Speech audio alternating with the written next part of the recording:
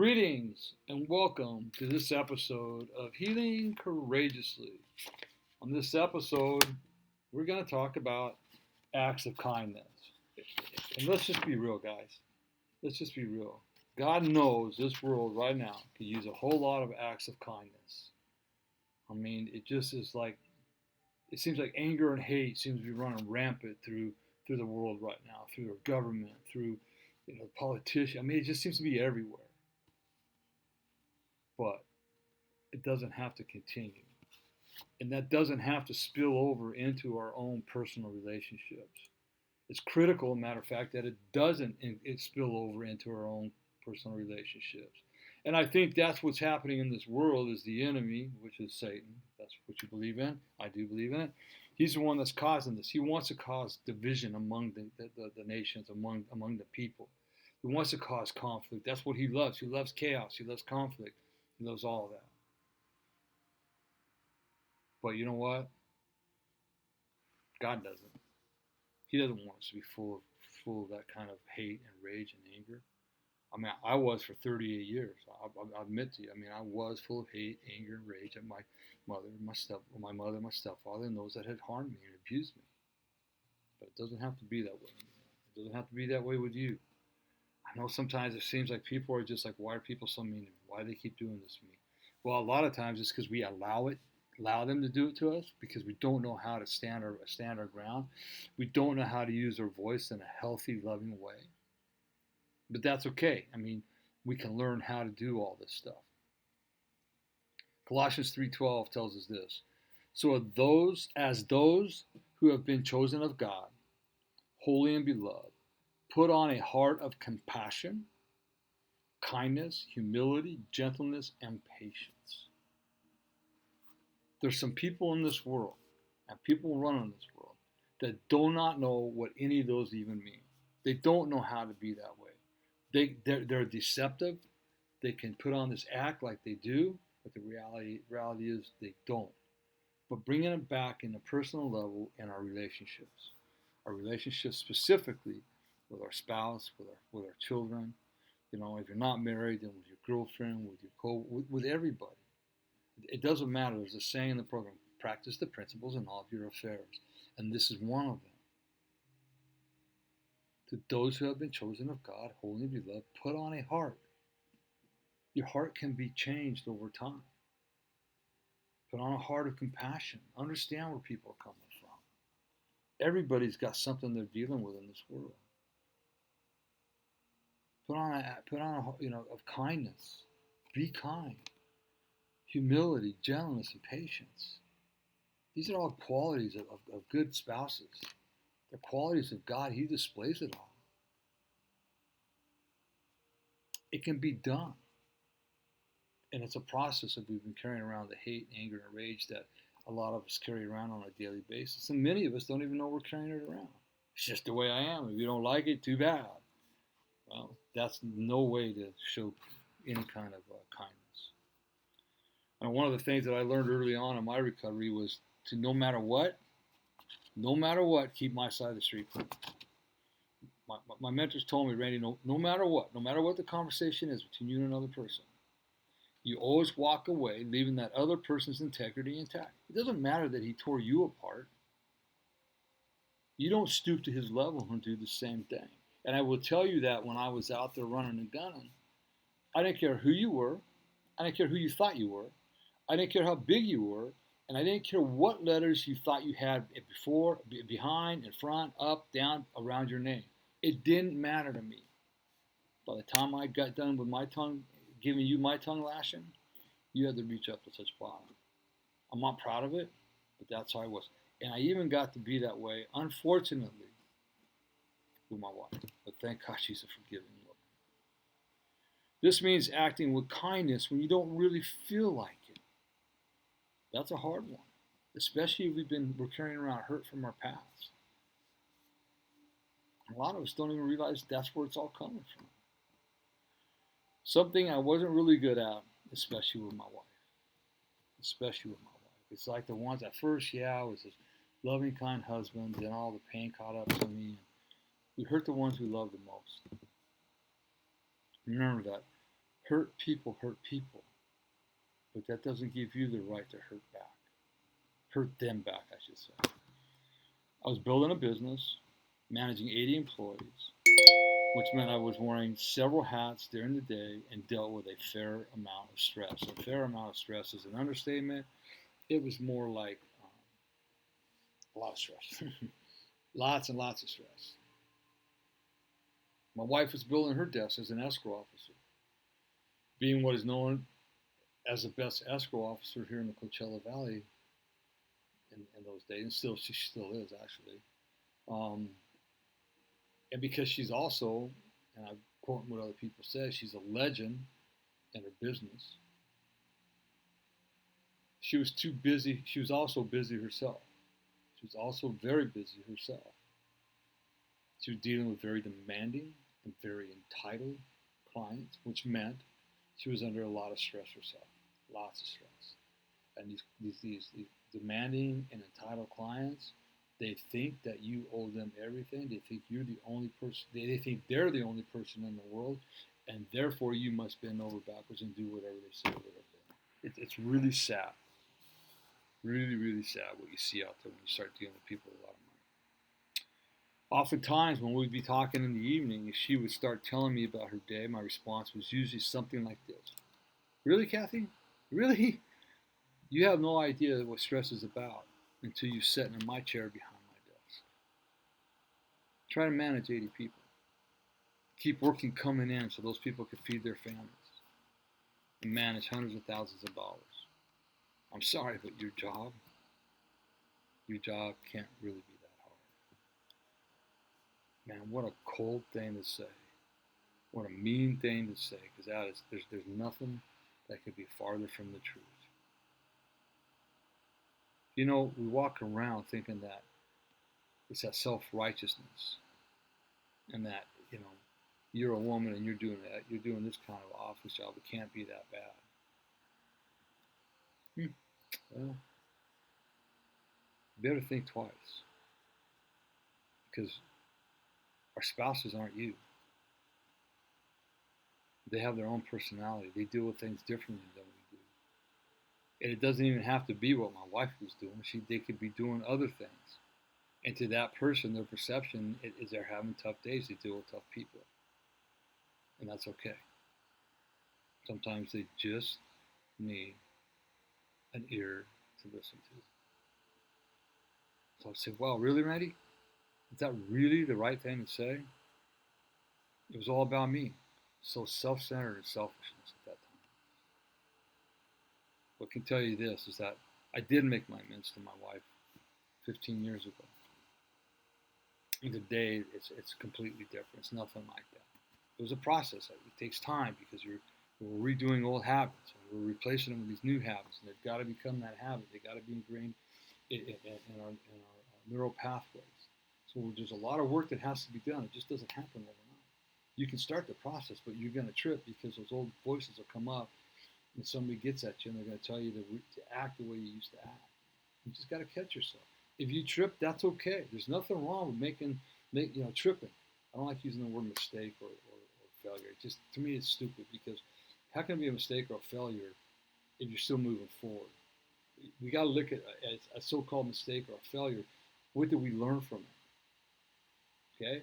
It can't be a mistake. It's a teaching moment. They're all teaching moments, right? So I get off on that one. It's a whole nother thing.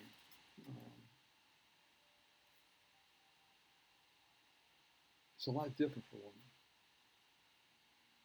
Even the strongest women. Right? They have their women that they talk to. That's why a lot of them can seem like they're so strong, because they have somebody they can go to and discuss their issues with before bringing it home to their spouses. Further in my recovery, I learned to take my troubles and my worries to either my mentors or my accountability partner. Yeah, I would go to them. This is what's going on. This is what I don't like. This is what I'm struggling with, right? That way, when I would go home at night, I could leave all my baggage out the door. I could walk in the house and be the attentive husband that I needed to be to Kathy. And again, it was a process. It didn't happen overnight. I mean, a lot of times I tripped. A lot of times I blew it.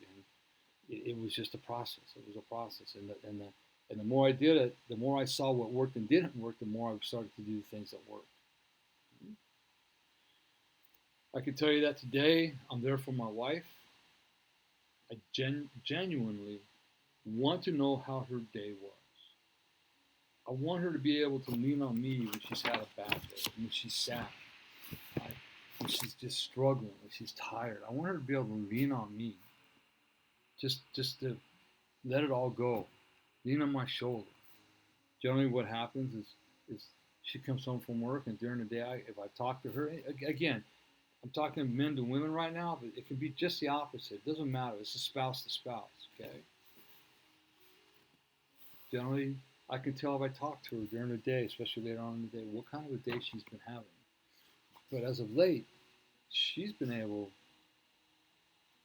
to leave her office, and whatever's been going on at the office, she's been able to leave it there and come home, and she's been a delight every night. But even at that, when she comes home, she might come over and give me a kiss. I just hang out until she's ready. I let her do her thing, let her relax, let her just let the wind out of her sails for a little bit. And then when we have time, we talk, and I always ask her how her day was. And not to fix her, but just to genuinely be there for her. I love her more than words can say.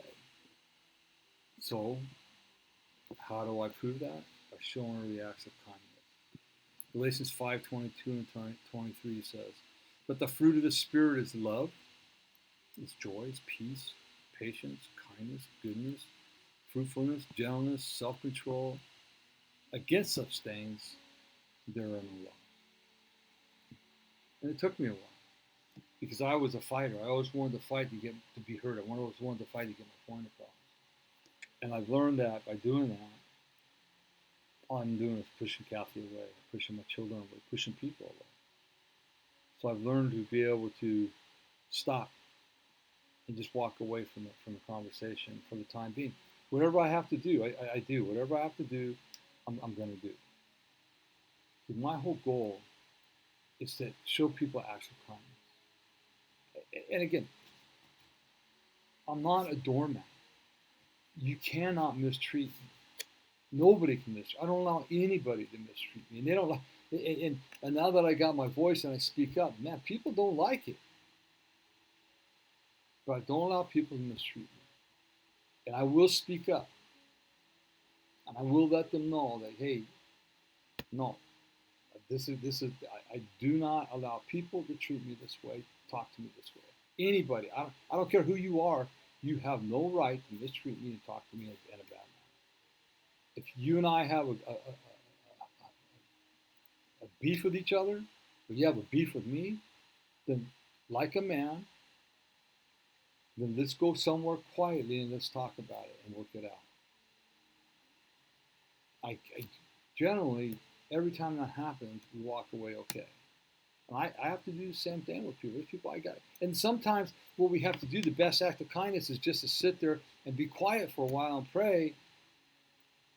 And so you realize, now, I'm just going to let God take care of it. I can't control what this person does. I can't control what they say.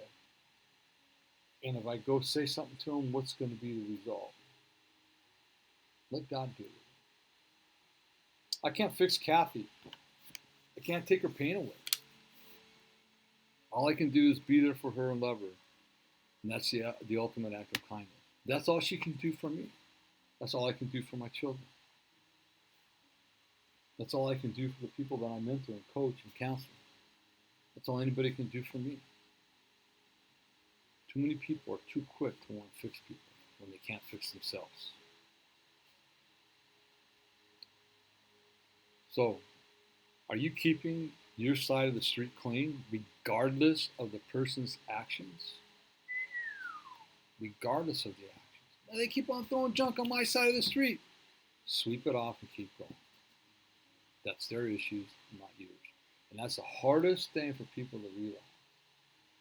They're just dumping their issues and their garbage and their toxicity onto you. Hurt people hurt people. It's real simple.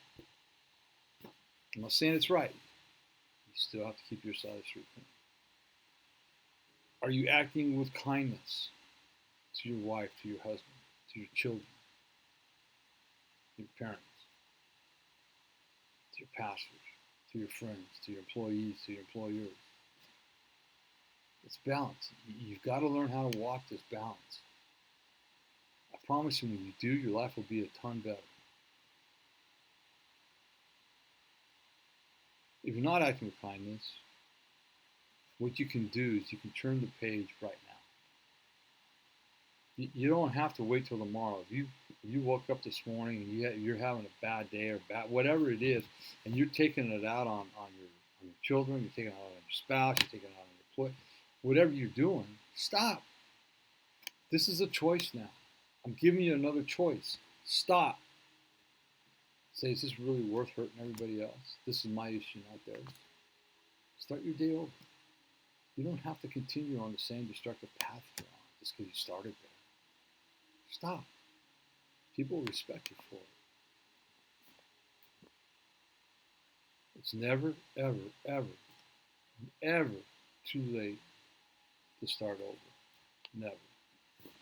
So this is a journal that I have.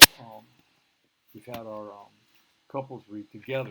I'm sorry. This is a devotional we've had our couples read together. At the end of every devotional, there's some contemplative questions, and they'll read it together at night, and then they sit down and they answer these questions, and they might answer them, by themselves. But the goal is answer them by themselves, to how it pertains to them individually, but then come back together and talk about their answers with each other. Or you can just simply read the question out loud. One person can talk about how they answered, the other person. So it's a way to learn how to start communicating in a loving way. Right? So the first question is, are you acting with kindness towards your coworkers, your friends, your children, and your spouse? It's real simple. It's a yes or no. And if you want to take it further, if the answer is no, and if everybody says yes all the time, I'm going to tell you right out loud, you're lying, because there's always somebody that we don't treat with kindness. It happens all the time.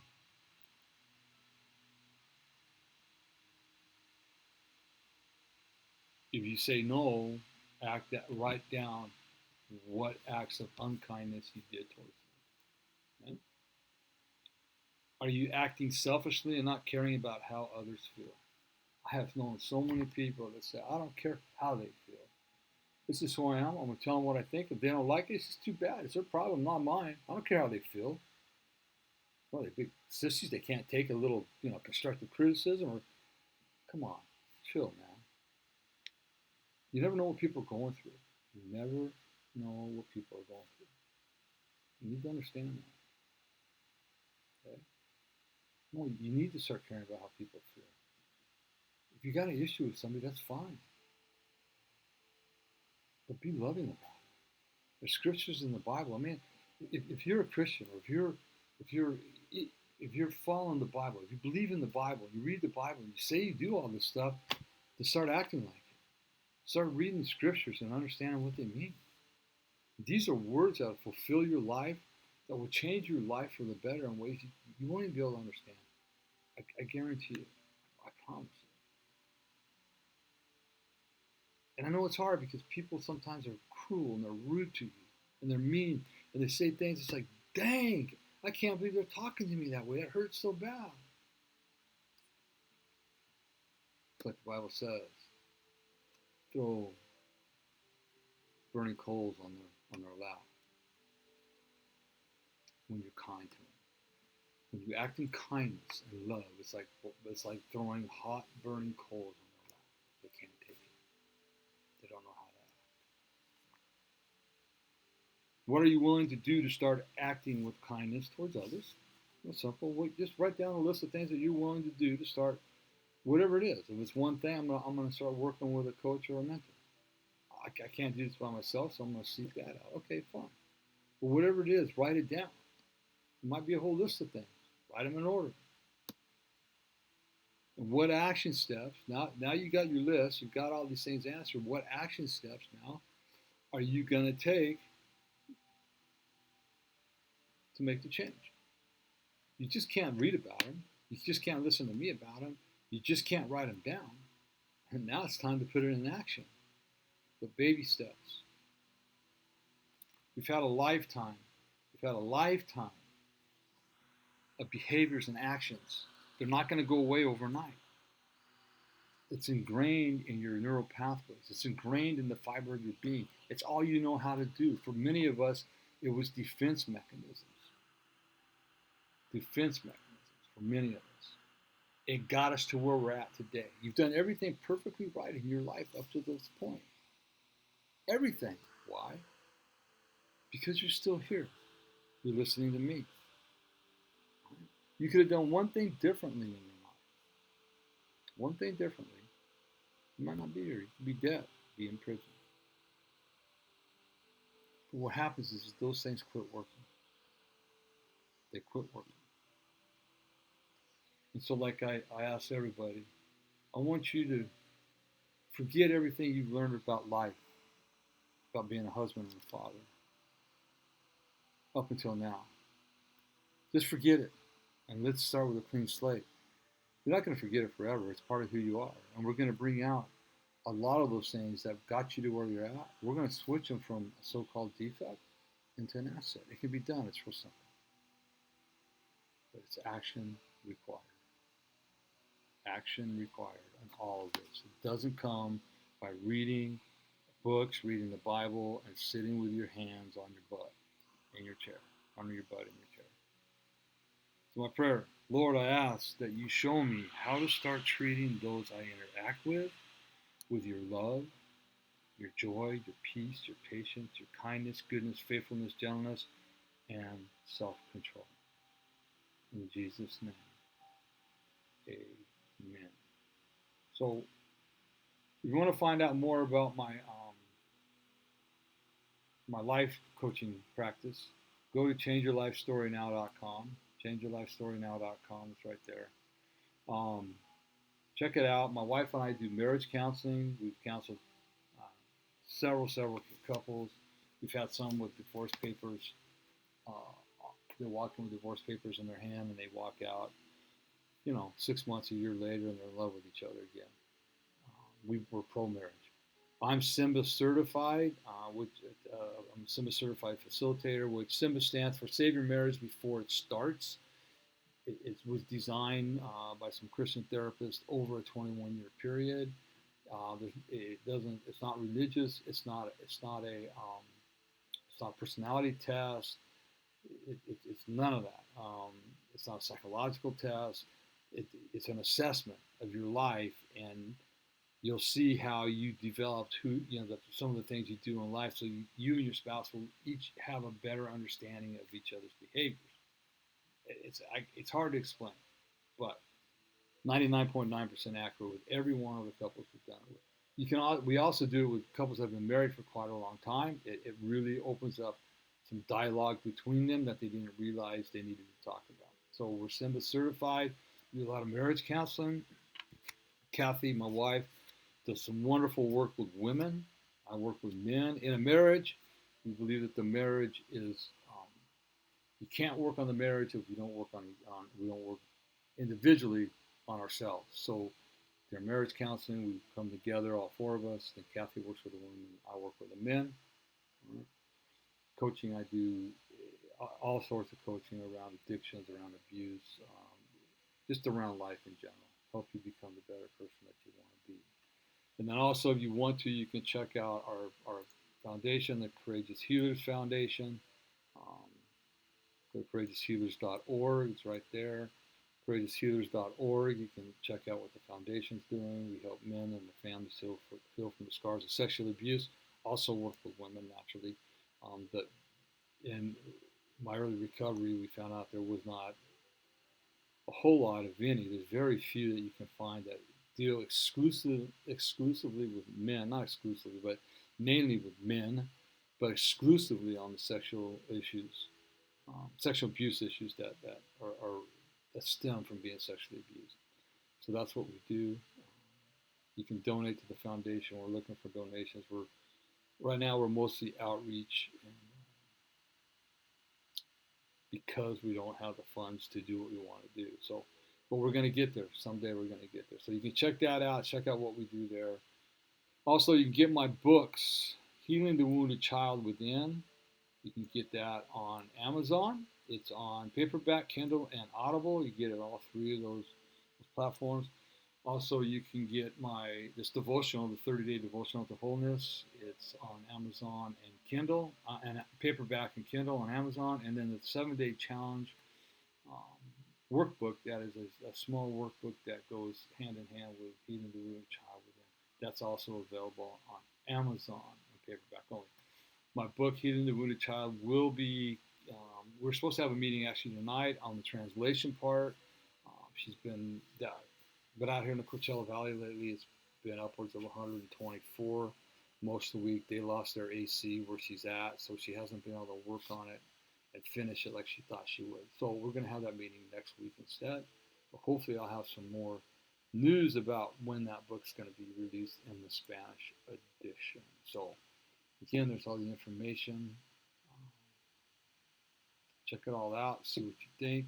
You can watch us on Facebook.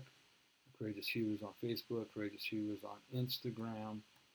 Also, I have my own Randy Boyd Facebook. So a lot of Courageous Healers. Facebook goes back and forth between mine and the Courageous Healers Foundation. So, anyways, check those all out. You can also see these. You're watching it right now, so you're watching this on video on YouTube. It's on YouTube. Please just take a couple seconds, whether you're listening to this on Anchor or Spotify or any other platform, and or on YouTube. Just take 2 seconds. It's nothing to do. It doesn't cost you a penny. It helps the foundation. We're trying to get up there. And just click the like and subscribe button. We're not going to plaster you with a whole bunch of ads and all that kind of stuff. It just, you'll be notified whenever we post a new video or a new podcast. So simple thing to do, and it'll help us a lot. So anyways, hope you all, no matter where you're at, no matter it's morning, noon, or evening, have a great whatever time of day it is where you're at. Hope you're having a beautiful life, and remember that if nobody tells you they love you today, Randy does, but more importantly, God does. Everybody be blessed, and I'll see you on the next episode where we're going to be talking about anger. Thanks for being here today.